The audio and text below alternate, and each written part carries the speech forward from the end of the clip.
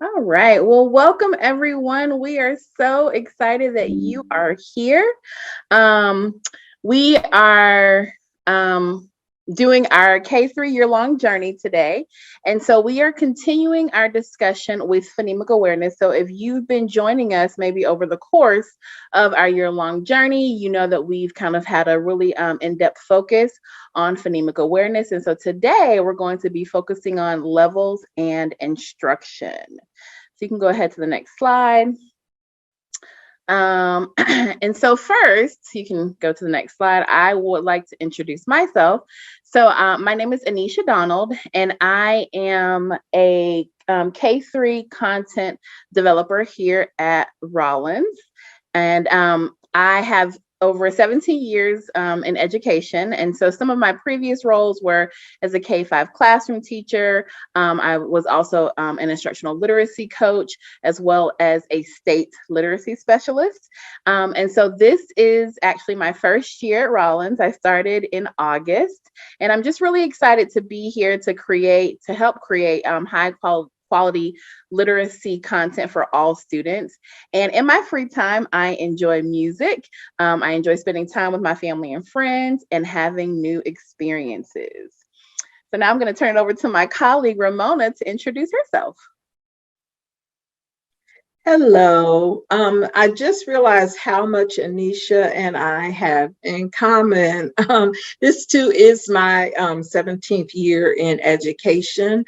For most of that time, I spent as a second and third grade classroom teacher, a reading interventionist, reading coach, and state literacy specialist before coming to the Rollins Center nearly a year ago. I'm in my first year, so we're both neophytes to the Rollins Center.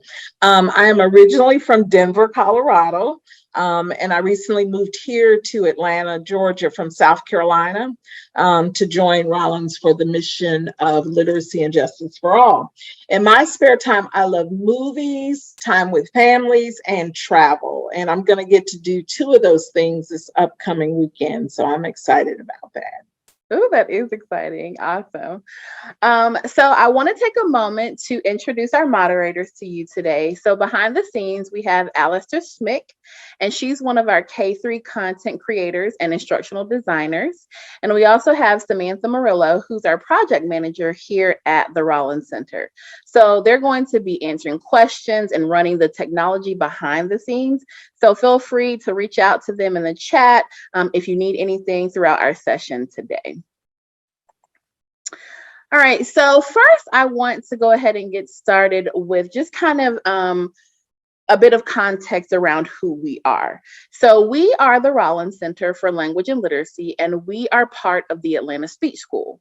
So in the image, you can see that the Atlanta Speech School is kind of the center of our operation. And the speech school serves many different students with different learning needs, but the focus is always language and literacy.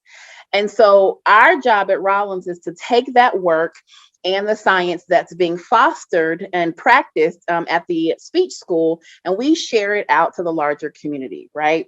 So we do this by providing training and free online resources through what we call Cox Campus. And Cox Campus is really how we are able to amplify the science-backed practices to ensure that all of the resources and the tools that students might need to learn to read are available to you at absolutely no cost.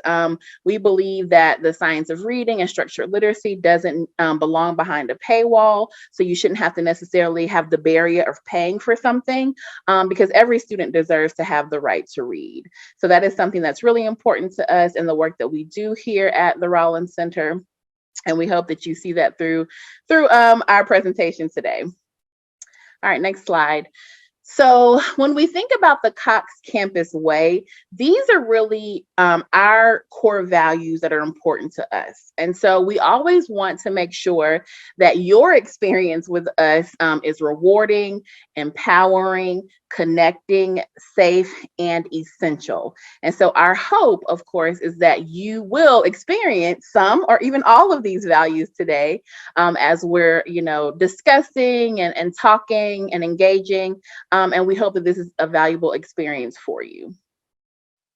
Next slide. So we kind of shared a little bit about ourselves, and you all shared in the chat like where you're from, but we would like to know just a little bit more about you. So let's find out more about the people in the room today. So in a moment, Sam's gonna you should see a poll pop up, and we're asking you that you answer those questions. Let us know how familiar you are with Cox Campus. Is this something new to you, or are you a veteran of Cox Campus? And what role best describes you? I'll give everyone a minute to respond. Oh, that's Ramona, are you able to see it? Okay. Yes, I see it. We're at 63% yes, they're already a member. Bravo. For those who are not yet, have no fear. We will make sure you know how to gain access to that. 38% of our audience are teachers, and then another 25% are coaches. We have some parents, yay, and then other educators. Awesome. We've got 33% who have completed the early literacy and print awareness. Great, great, great. Let's see here. That's great numbers. Yes, those are great numbers. Well, we are so happy to know that there are a good percentage of you that are familiar with Cox Campus. You are familiar with the courses. You've taken some of the courses. So that is wonderful, wonderful. All right, so let's move right along. So for those of you who aren't familiar with Cox Campus, or maybe Cox Campus is new to you, it takes nothing to sign up. It's very, very quick, less than a minute. And so in the chat, you should see a link to go ahead and join Cox Campus. Again, it's easy, it's quick, and most importantly, it's free. So once you join, you'll have access to all the free resources and all the free courses that we've created for you. All right, next slide. So here is our agenda today. Again, we are continuing this conversation with in phonemic awareness, and today we're focusing on levels and instruction. So today we're going to talk about the phonological awareness complexity. We're also going to talk about the progression within phonemic awareness, and we're going to talk about phonemic awareness in daily classroom instruction. Next slide. So when it comes to our session norms, it's pretty simple for us. We want you to listen with an open mind. We really want you to participate and share ideas, and we definitely want you to have fun. And I'll go back to that second one. I don't necessarily, and I know that Ramona feels the same way, we don't want to just be talking at you. We definitely want to be talking with you and having conversations, because we know that you all come with a wealth of knowledge as well. And so we are hoping that you will be open to unmuting yourself and coming off of mute. And, you can participate in the chat if you're more comfortable with that. That's completely fine. We just ask that you participate with us. That's all we're asking, is that you join us in participating today. All right, next slide. So I kind of just wanted to highlight the different sessions that we've done in the K-3 track regarding phonemic awareness. So we started back in September with assessment for instruction, and then we went on to talk about consonant classification, articulation, vowel classification and articulation, and now we are here with levels and instruction. And so today is, if you've joined us for our previous sessions, you have already you're aware that we've been taking this deeper dive into phonemic awareness. But we are going to share the playlists with you of all of our sessions in the chat. So if you want to revisit maybe any of the previous sessions, or if you want to look into any sessions that maybe you've missed, you can feel free to do that through our playlist. All right, so let's get started on phonological awareness complexity. All right, so before we begin or continue to talk about phonemic awareness, I want to go back and talk about phonological awareness, right? Because phonological awareness is that overarching umbrella to phonemic awareness. And so, just to kind of orient everyone, phonological awareness is that umbrella term, and phonemic awareness fits under that umbrella. And so, when we think about phonological awareness, we're thinking about the ability to think about and analyze a spoken word. And so, before we get down to the smallest unit of sound or the individual sound, which is a phoneme, there's something called phonological sensitivity. And that's an important piece that we need to recognize regarding bigger units of sound. And so what I'm going to do is I'm going to kind of be discussing the levels within these bigger units of sound within this phonological sensitivity space, which are the ones that you see in the blue circle there to your left. All right, we can keep going. And again, that's the phonological sensitivity that I was speaking about. So first, one of the things that we always like to do here at Rollins is we like to start with the science, right? So here we have Aries phases of word reading development.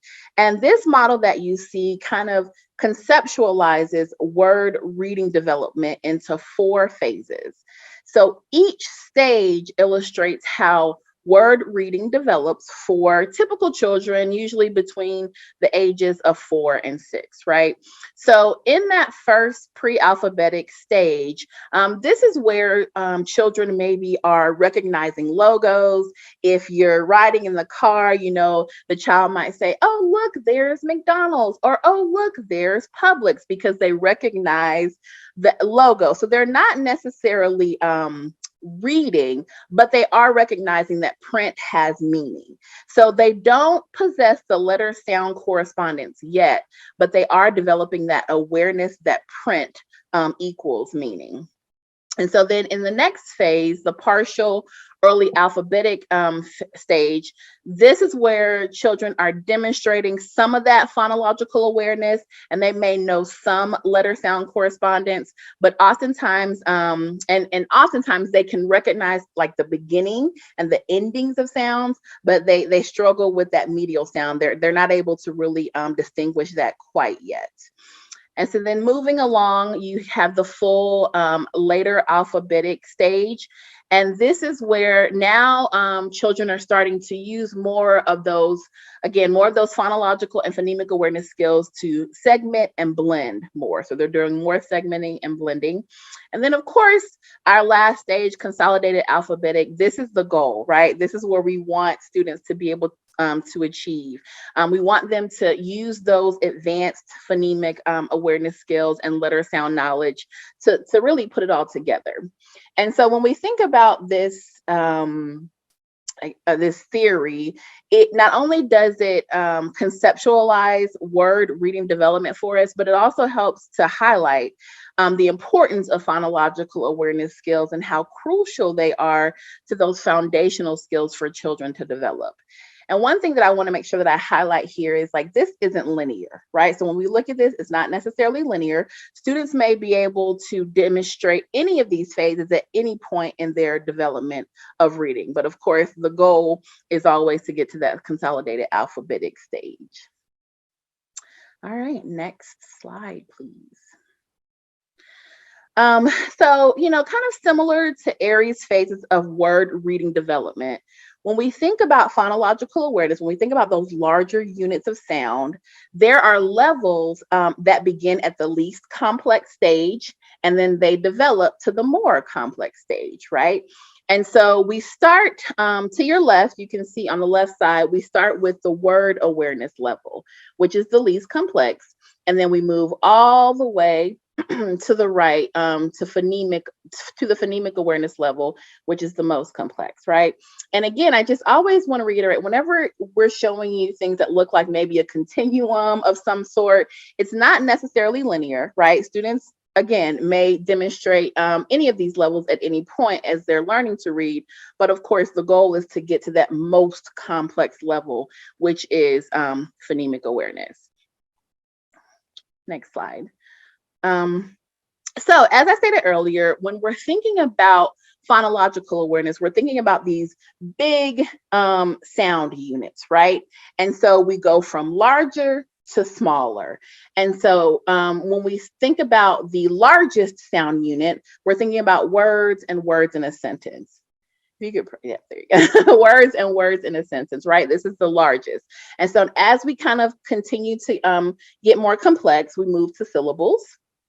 And then we move to onsets and rhymes. And then we get to the most difficult, which are phonemes. And so I'm going to talk a little bit about the first three. So let's go ahead and move to the next slide. So when we're talking about word awareness, again, this is the least complex because students are using the larger sounds, units of sound. And so word awareness has everything to do with understanding that a phrase or sentence is made up of individual sounds.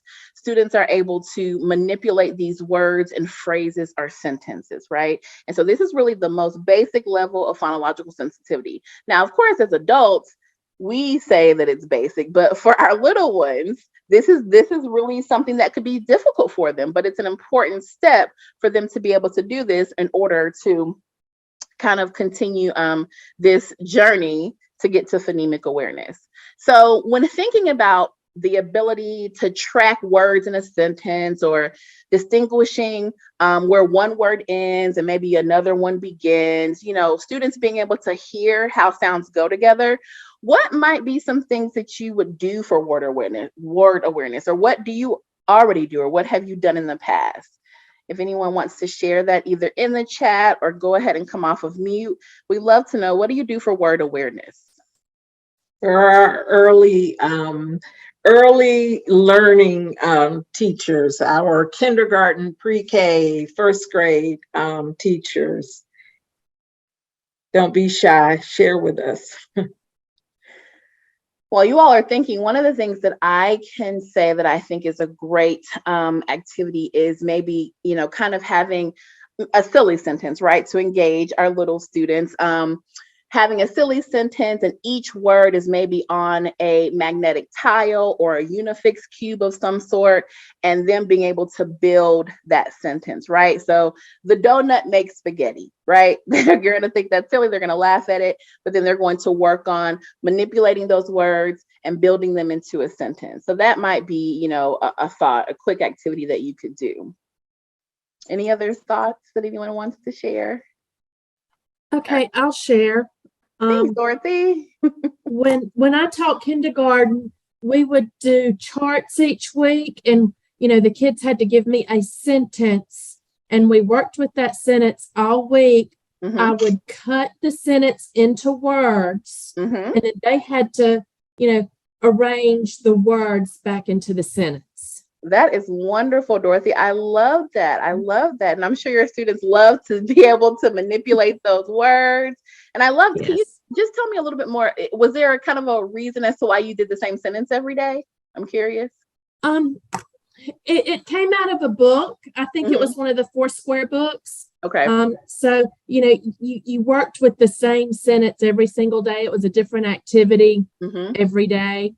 And eventually you glued it down, and then mm-hmm. they had to draw a picture of it. Absolutely. I love that. I think that's great. We talk a lot about how repeated readings are helpful for students. So it's the same concept, right? It's the same. Mm-hmm. You're using that, you're using that sentence, but you're doing different things with it. So I think that's a great strategy. Thank you, Dorothy, for sharing. All right. So let's move into syllable awareness. So when we're talking about syllable awareness, again, I just, kind of continuing to remind us, we're starting at that larger unit of sound, and we're getting a little bit smaller, right? So with syllable awareness, it's the ability to hear and manipulate syllables in spoken words. And so when we think, of course, about a syllable, that could be a word or a word part, right? And so you want students to be able to pull apart those syllables in a word, put the syllables back together. You want them to be able to manipulate those syllables, either add or delete or substitute, right? So it's just manipulating words and word parts. So again, what's something that what comes to mind for one of you or a few of you when you're practicing syllable awareness? Any activities or thoughts?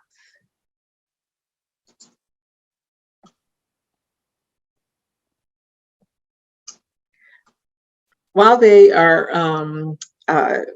accessing their background knowledge, because I'm sure there's a lot out there, it automatically, me being in second grade, it makes me think about compound words. Yes, it is. Yep. Yeah, when you mentioned that it could be parts of a word or it could be a whole word, that would be a key practice in second grade for them to recognize the two words that make up a compound word. So brought that up to say that it doesn't just stop in K through 1. It just may change as they move on.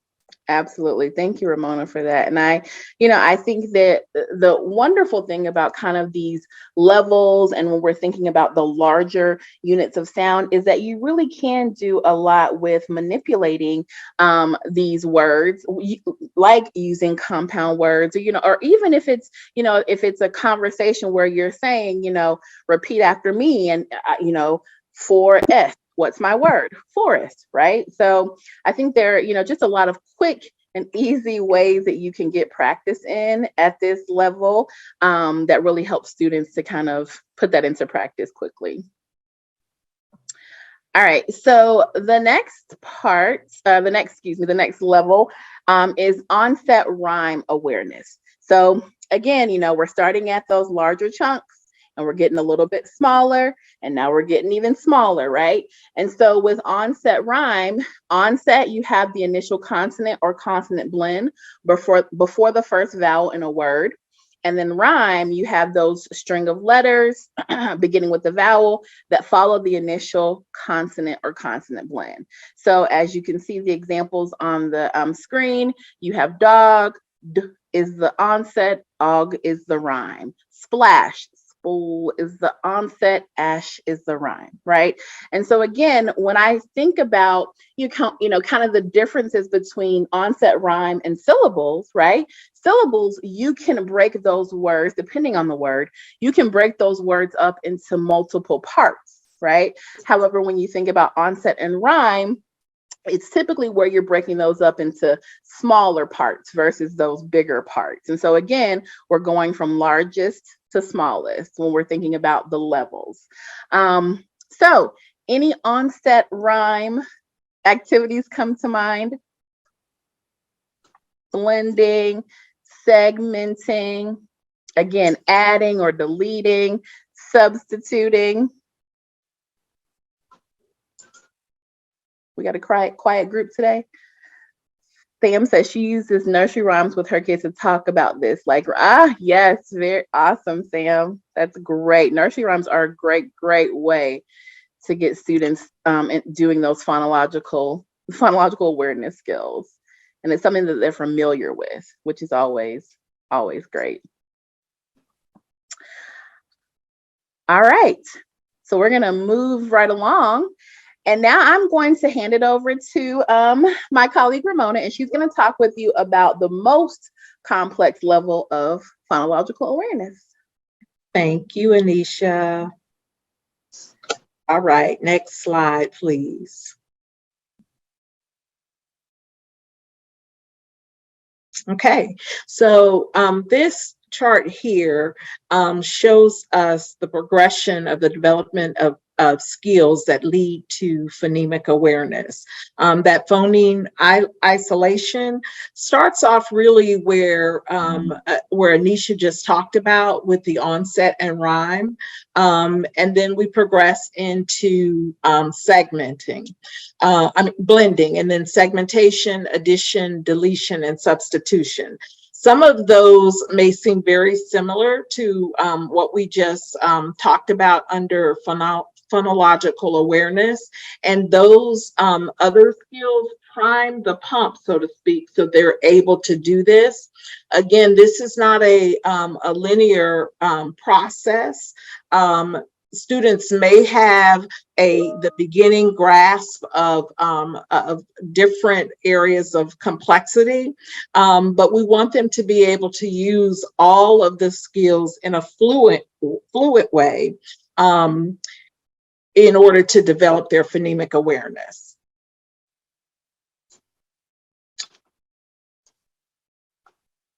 All right, next slide. So to break it down even further, phonemic awareness is the most complex, as we've been saying. It's the ability to hear and manipulate individual sounds or phonemes in spoken words. And sometimes this can be extremely difficult for children because they run into something called allophonic variants, where the sounds kind of get smushed together. And so it's important for them to be able to distinguish one sound from another as they advance in their reading and spelling. This becomes crucial for them. So in phonemic awareness, it focuses on those oral sounds of substituting one sound for another, either the initial, final, or medial position of a word. As we mentioned earlier, in the first phase, the pre-alphabetic phase of Erie's phases that we talked about, they may be able to recognize the initial and the final, but not necessarily get the medial sounds together. So it's important for all of those processes that we use to communicate to have all three of those. Adding a sound to either the initial or the final position of the word is another way of manipulating the sounds, and attaching the spoken word to the written word. Deletion, the same thing, deleting either the initial, final, or medial position of a word. So those two opposites. And then segmentation goes back to, it makes me think about breaking the syllables apart, except for here, we're getting to the smaller unit of sound, the phoneme, and we're breaking them apart into individual speech sounds, and then blending it all together to say a complete word. Categorization, determining which word does not belong in a group based on the beginning sound. I grew up in the Sesame Street era, and when I think about categorization, it reminds me of one of these words is not like the other, and it encourages children to be word detectives, I would say, and determining how the sounds are alike or different. And then identifying sounds in word, and finally isolating, once again, the initial, final, and medial sounds within words. So those are all of the skills that it takes for kids to master in order to have that complex way of decoding and managing sounds within a word. Next slide. All right, so I am going to describe a process, and here on the left hand of your screen, you have different phonemic awareness skills. So I'm going to ask you to name the phonemic awareness skill in the chat based on the activity that I'm describing. So the teacher says we're going to break a word apart into individual sounds. Each box represents a sound, and we're going to use the counters to segment the word. Ready? The teacher says rag. Student repeats the word rag. Now break the word apart using your counters to represent each sound. Student uses sound box template and counters to segment. The teacher gives the corrective feedback if needed. Let's see. I'm already having answers rolling in the chat. I love it. Let's see here. I see segmenting. What else were they saying in the chat, Anisha? They both got it correct. Segmentation and segmenting. All right. Maestro, hit it. Go ahead and click on the slide. We're supposed to get an arrow. Not sure what's going on there. All right, we can go ahead to the next slide. There it goes. Okay. All right. I'm sorry, Alistair. I didn't tell you maestro hit it is the magic phrase, but now we'll know. So I'm going to give you all a moment to read the routine on the slide. And then as soon as you believe you got it, I want you to go ahead and pop your answer in the chat for us.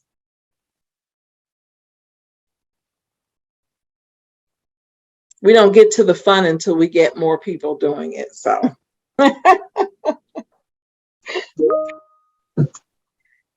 We got segmentation again.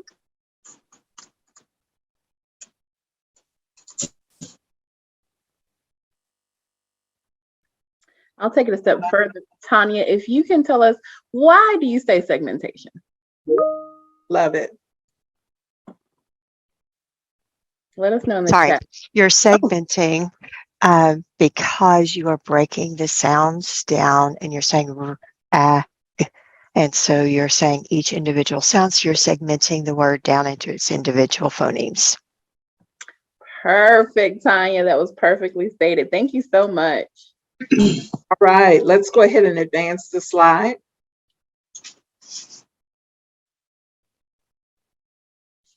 Okay. So next one, same routine, read what is on the screen, and then please pop your answer in the chat. I think we had 2 segmentations. We were trying to trick you out. We sure we were. They didn't fall. All right, Tanya said deletion. Tanya is our star student. I was going to say, if this was Kahoot, she would, you know how Kahoot awards you for being fast and correct? Yeah. Tanya would have all kind of points going on. Who else is going to be brave? All right, you were correct. I wish I had the bells and whistles to celebrate you. Thank you, Tanya, for playing along. Go right ahead. Next slide. And I believe this is the last one. So manipulation, Tanya again.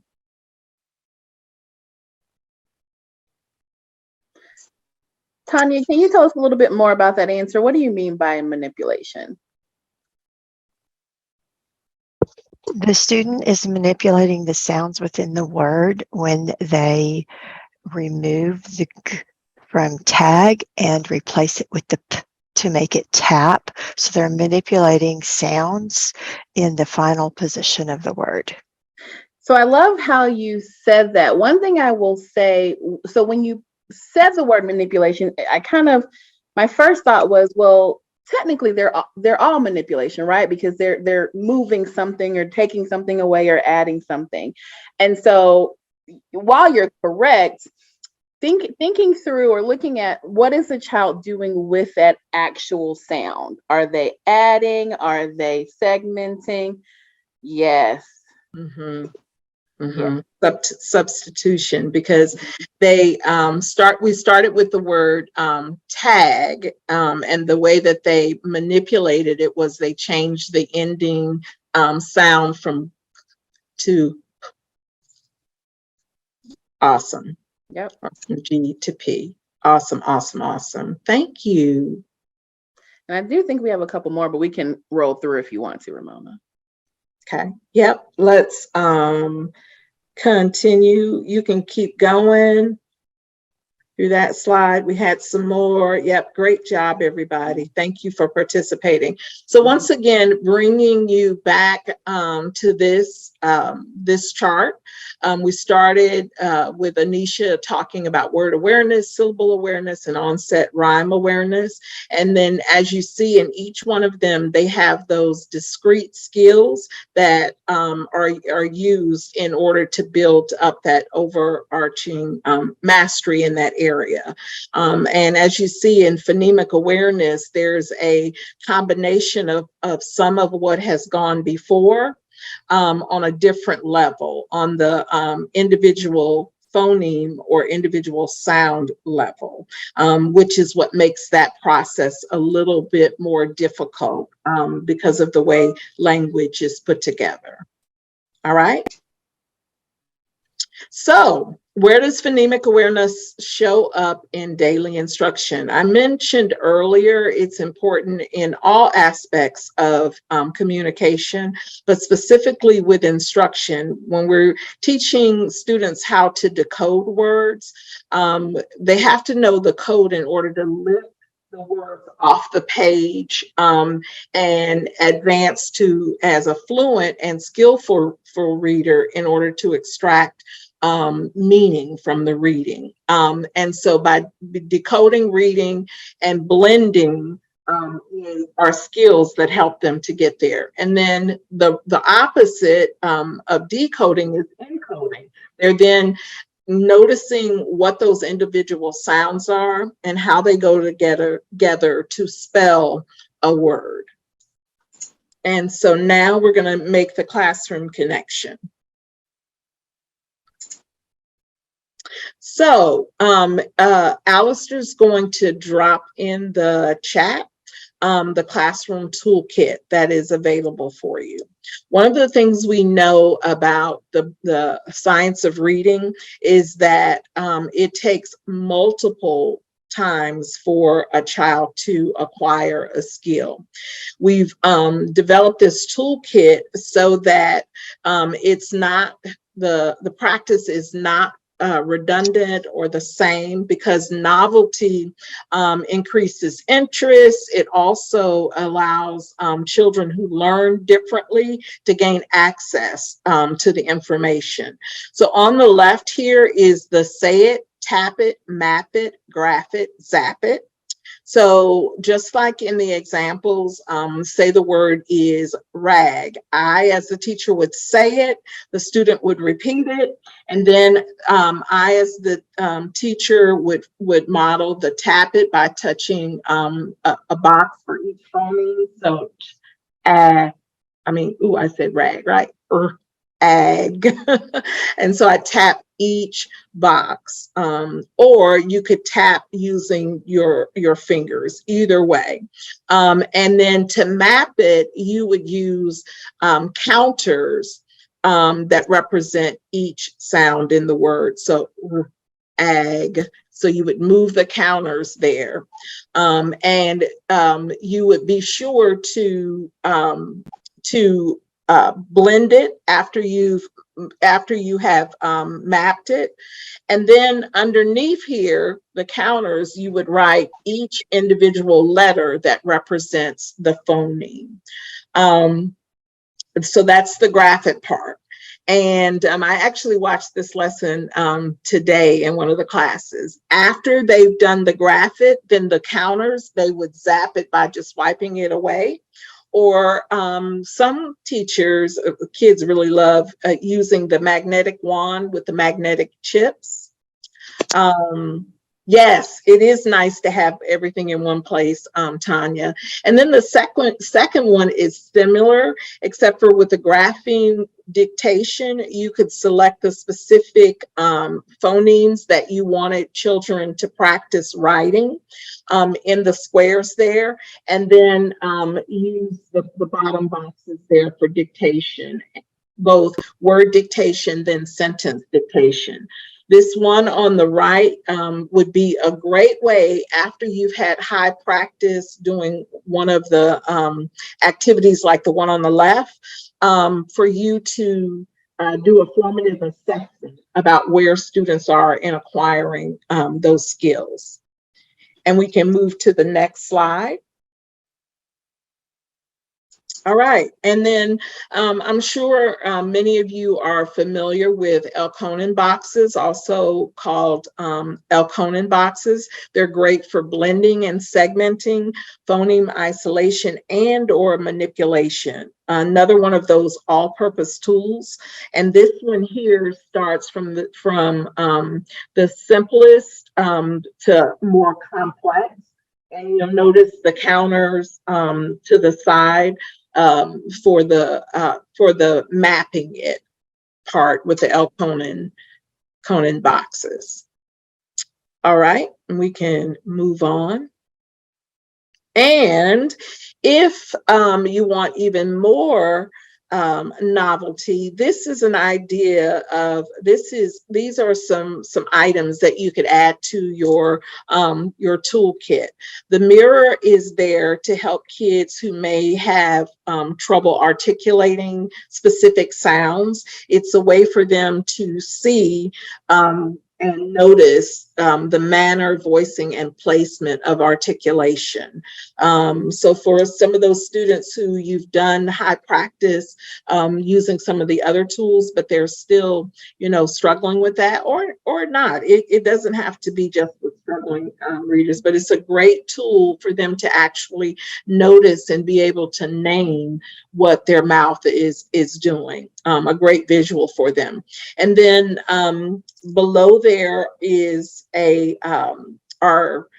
it's like a wristband with beads. I like to tell kids that it's their bracelet, it's their word making or phoneme bracelet, and they move a bead for each sound that they hear in a word, and then they pull them together.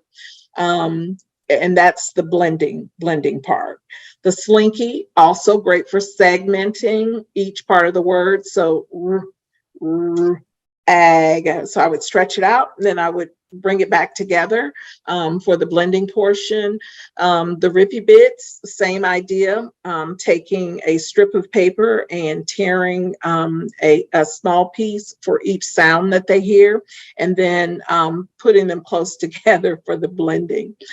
The poppets, that's all the rage for the young kids. So they can pop each one of those bubbles for the sound. And then the last one is just a way to add a visual with sound boxes.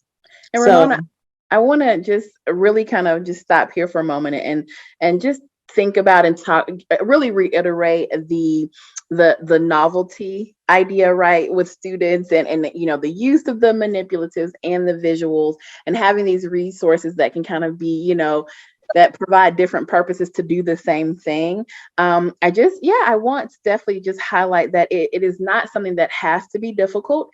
It is not something that has to be cumbersome, but the skill itself is so important, right? Phonemic awareness is so important, and it's so just critical, like we said earlier, to them being on a path of being, a proficient reader. And so just kind of really highlighting the significance and the importance and how you can do it with few items as well. And if anyone, I'm sure you all have some toolkit ideas that you can add to the chat, that would be great, just to get some more ideas going. But I just kind of wanted to lift that up as well, because kids love all of this stuff. Yes, great idea. Would you please share in the chat a favorite tool that you maybe have in your toolkit at your teaching table? There are pops and bracelets as well. Oh, I hadn't heard of that one, Tanya. I'm gonna have to look for that one. Poppet bracelets. That sounds fun. I know, right? Bananagrams, a fun game for CVC words. Thank you for that idea, Katie? Katie. Bananagrams are very fun. I agree. Awesome. Katie, thank you. Sometimes the chat moves so fast. All right. Thank you guys for sharing that. And on to the next slide. Yes, we do. All right. So, one of the things that we kind of want to make sure that you're aware of is, we have been doing these sessions over several months, kind of focused on phonemic awareness. And we hope, especially if you've been coming to all of the sessions, that you have really gotten in depth, knowledge and conversation about phonemic awareness, because this is actually going to be this session wraps up our deep dive into phonemic awareness, right? And so if you want to learn more about phonological and phonemic awareness, please be sure to take our early literacy course. Alistair's going to go ahead and share the link to the course in the chat. Again, earlier, to those who responded to the poll stating that they hadn't taken the course, please definitely be sure to take some time, because there is a wealth of knowledge and additional information that we didn't necessarily share here or in any of the other sessions. And if you've already taken it, you already know how great it is. And maybe that's why, some of you didn't chat with us today, because you already knew all of it because you took the course, right? But it's always a great refresher as well. And so I'm seeing, absolutely, Monica, everything on Cox campus is free, free, free. I cannot state that enough. Anything, all you have to do is create an account. And again, that takes less than 1 minute to do. And then you have access to all of those free resources. And so I just see that Tanya says, if teachers are looking for an inexpensive way to have counters to manipulate sounds, you can use water bottle caps. I love that idea, Tanya. Mhm. And put stickers on them to make them different colors. That's what I'm talking about. Teachers doing what teachers do, right? We know how to make things work out of very little. Thank you so much for sharing that, Tanya. Yes, Yeah. Ramona, FCRR is phenomenal. I love FCRR. Great free resources. In addition to Cox Campus, of course. And then there's Tanya sharing some other great free resources in the chat. I love that. Yes, and Sam is reminding us that all of our courses are free and they're also accredited. Yes.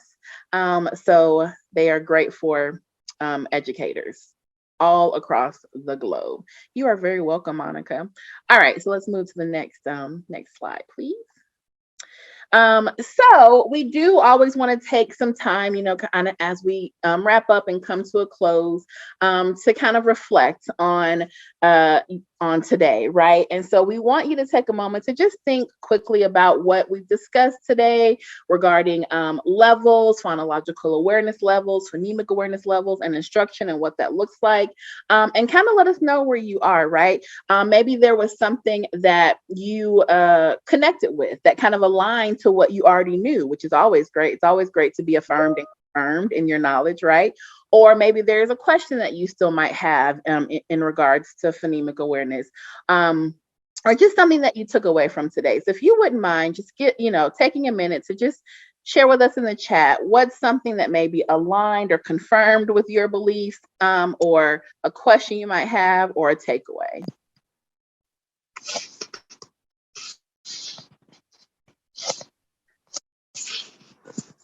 And then while you're doing that, yes, Monica, we would love for you to join Cox Campus. I'm just taking a look at the chat. While you're doing that and thinking about, maybe a takeaway that you can share with us, I do want to share about our next session that we're going to be having in February. So again, this wraps up our phonemic awareness sessions, and so we will be moving into phonics. And so the next session will be February 23rd at 3:00 p.m., all about what is systematic and explicit phonics instruction. And so as you can see in the chat, Alistair just shared the registration for that session. So if you'd like to sign up, if you haven't signed up already, please feel free to do that. So going back, Monica says, naming the phonemic awareness skills. She needs more practice. I understand, Monica. It's definitely something that, even to this day, sometimes you think it's one thing, but it's actually something else. So language is very nuanced, very nuanced. And then Ramona says the early lit course is a great way to get more practice. Absolutely. Absolutely, Monica. So please promise us that you're going to create that Cox Campus account so that you can get more information because it is invaluable. And I just want to mention real quick in the Assessing Our Students course that's also available on Cox campus, we have a phonological awareness, phonemic awareness diagnostic test that really helps you to get familiar with each one of those discrete skills and think about how it might be tested and or taught. So that's just another resource offering. Absolutely, absolutely. All right, and so we will wrap this up. So, of course, we want to always keep the conversation going. We are all on social media. We're on Facebook. We're on Twitter. You can find us. Please follow us, tag us if you're doing any of the Cox Campus work, whether it's in your schools or just taking the courses. We'd love to connect with you on social media. And then finally, before you go, we do want to give you one last poll to let us know how we did. You know, you were a quiet group today, and that's okay. We understand, and we thank you for the people that did engage with us in the chat. But letting our feedback for us lets us know what we need to do differently, how we can serve you better. So Sam, hopefully we'll be submitting that poll shortly, and you can just take that briefly to let us know how we did so that we know what we need to do moving forward.